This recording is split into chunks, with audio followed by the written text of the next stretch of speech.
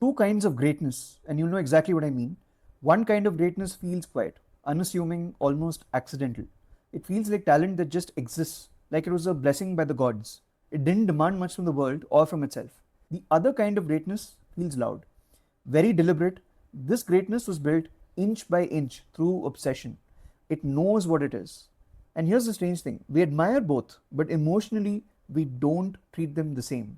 Lionel Messi, soft spoken, introverted, looks like someone greatness just happened to. Now think of Cristiano Ronaldo. Excellent physique, derived from the brute force of repetition across decades. Loud celebrations. Unapologetic self belief. A man who very clearly wanted to be the best and worked exactly as if he wanted to be the best. Both are extraordinary, and yes, Messi is probably better, but this is not about that. This is about the fact that one type of greatness feels psychologically safe for us, and the other one provokes us.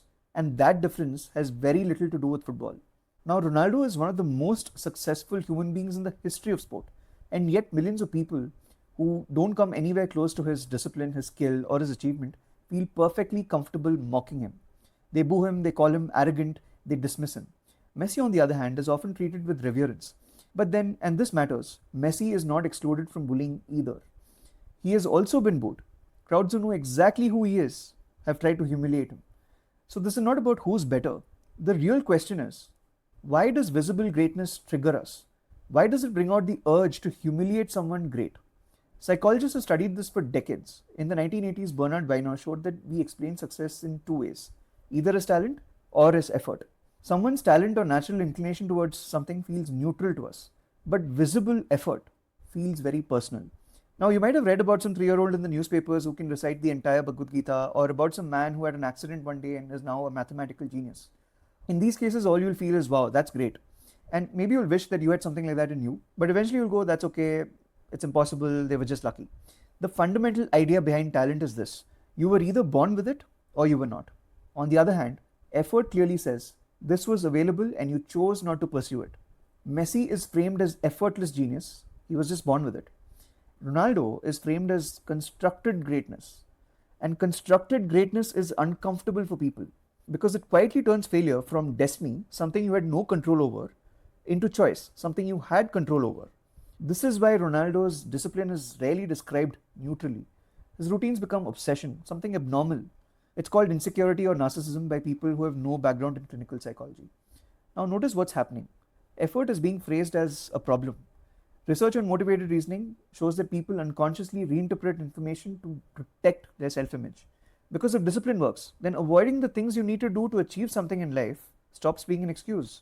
So, what happens? You begin to mock the person because mocking the person displaying the work required to achieve something huge becomes the only way your mind can defend you. Defend you from what? From realizing that if you chose to work crazy hard at something you wanted, you could possibly achieve it too. Ask yourself this: why do we admire ambition in theory but feel uncomfortable when it is embodied? Why do we say believe in yourself but flinch when someone actually does? Messi benefits from something we rarely talk about. In cultures across the world, we've turned introversion into something that's good. Now, what do I mean by that?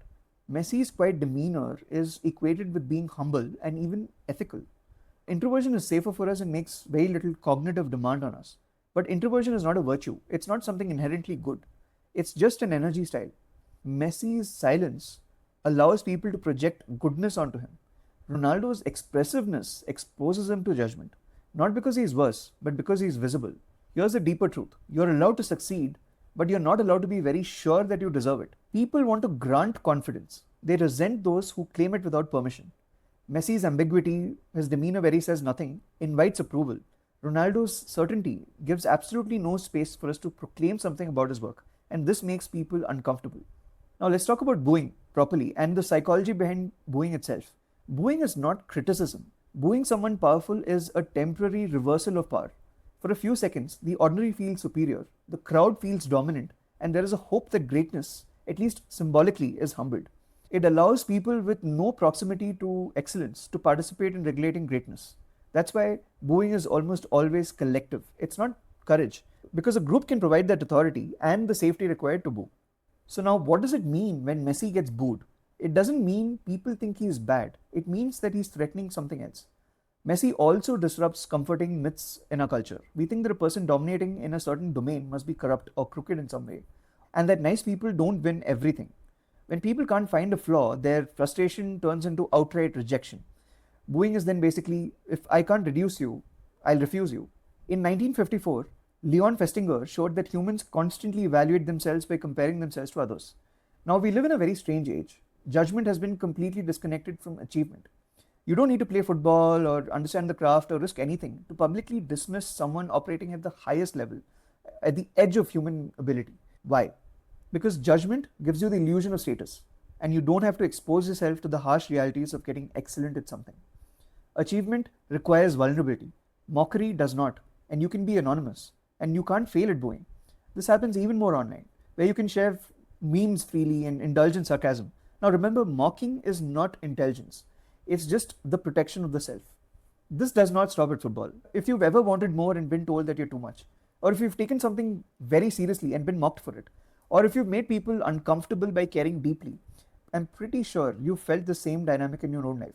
The thing is, ambition is lonely and can have big rewards for you if you follow through, but there's something that you should know. Ambition isolates you before it rewards you. The last thing I'd like to say before concluding is greatness does not offend people by being above them. Messi represents safe excellence, Ronaldo, demanding excellence. Safe excellence invites admiration, demanding excellence forces you to evaluate yourself. And people don't want to self evaluate, so they moralize, they mock, they boo. Not because greatness is unachievable, but because what greatness is clearly visible now and available to you if you try. It offends people by reminding them of the versions of themselves that they did not become. And that discomfort has nothing to do with football.